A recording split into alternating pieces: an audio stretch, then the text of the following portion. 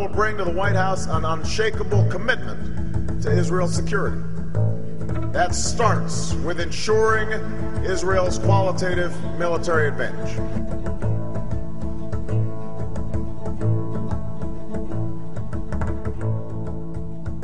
The Zodiac boats came around 3 o'clock in the morning, circling the ship, and we could see that there were armed soldiers on board.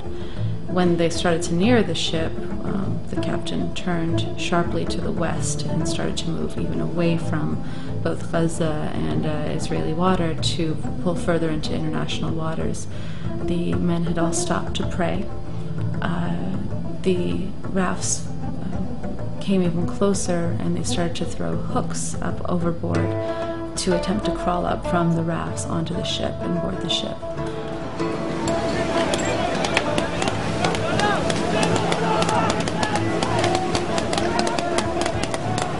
The volunteers who were around the deck, on the fourth deck, would just take the hooks over and then just drop them back onto the ship. So nobody was hurt in the process. It was simply a sort of self-defense mechanism to just drop those hooks back onto the ship, onto the rafts below, and not allow them to crawl up onto the ship. Again, with no negotiation.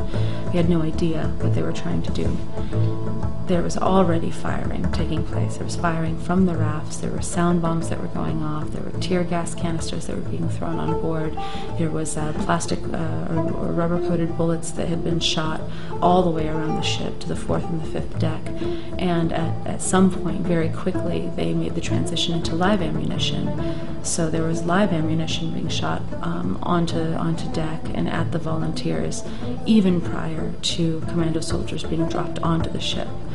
The insinuation or the suggestion in the media that the commandos came on board and at that point they responded to force with force is absolutely untrue. Absolutely untrue. We already had 1 to 2 casualties before the commandos came on deck. Those were casualties, not just injured people. Immediately they went onto the loudspeakers, we did in our ship, and made announcements in Hebrew, in Arabic, and in English, and in Turkish, explaining to the soldiers that they needed to stop firing, stop using violence against us. We would not use violence against them, that we had injured people on board, that we had people who were dead and people who were in need of immediate medical attention, to please stop firing. They made that announcement for an hour and a half straight, with no response from the Israelis, who continued to use force, continued to use violence, continued to shoot.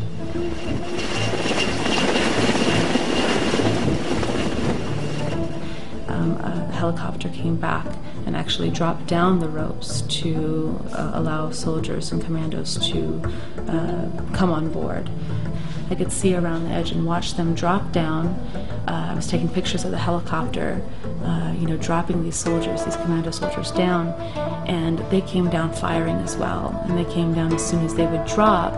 The men on board would simply seek to grab the weapons and disarm them, and point them away from the people who they were trying to shoot at, and actually throw the weapons overboard. A cameraman about 2 meters away from me was shot twice.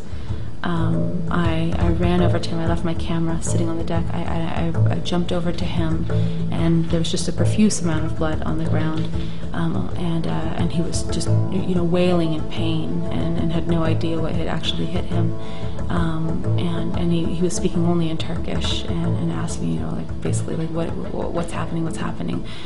As soon as we tourniqueted his arm, myself and another brother carried him downstairs, and as we went downstairs, I looked over to the side of the ship around on the fifth deck, and I could see, that the Israeli soldiers were just showering. They were just shooting in every different direction, and by this time there were probably at least visibly half a dozen commandos on deck. And then the men were just running all over the place, and pulling wounded out of the way, and I watched people drop.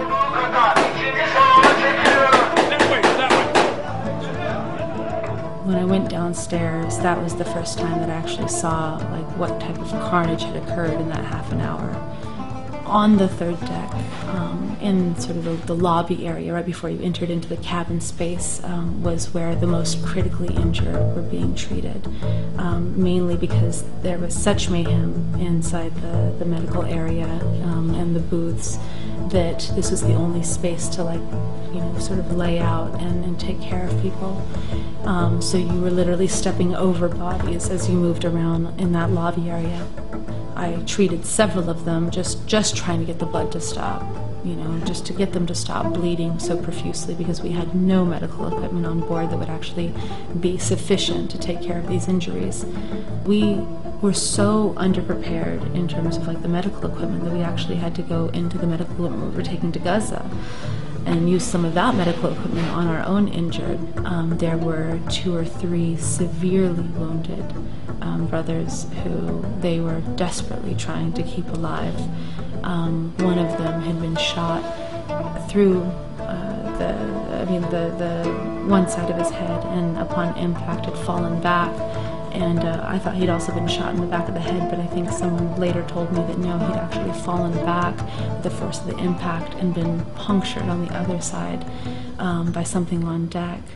And his head wound was just unbelievable. I mean, unbelievable. We were going through towels and towels and towels of blood, and this in the middle of people jumping over us and running in every which direction, because there were 2 more lying over on the left-hand side, and, you know, nearly 50 more in the other room. One of the men who had been murdered was brought down at that point and laid at my feet, and he was, you know, completely pale, and his lips were starting to turn sort of bluish, and his eyes were still open.